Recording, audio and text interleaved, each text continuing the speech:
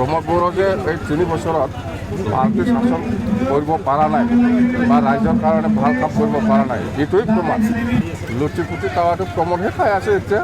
শ্ৰীৰামপুৰ গেটত পইচা, এইফালে BTCৰ পইচা, মইতো পোৱা নাই। প্ৰমোদ বড়ো জিৰ' উন্নয়ন।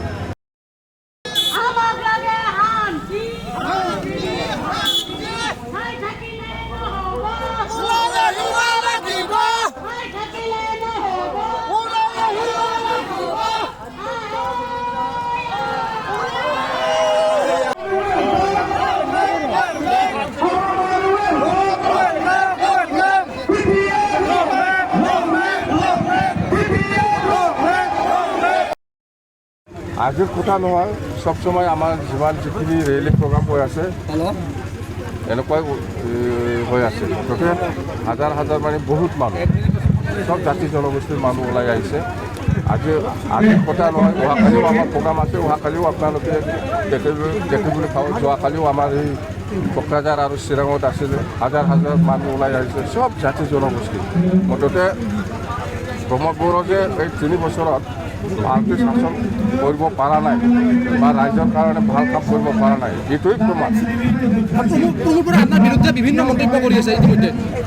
এই যিমান হ'লেও সেইটো ৰাইজৰ ওচৰত কিবা নহ'ব।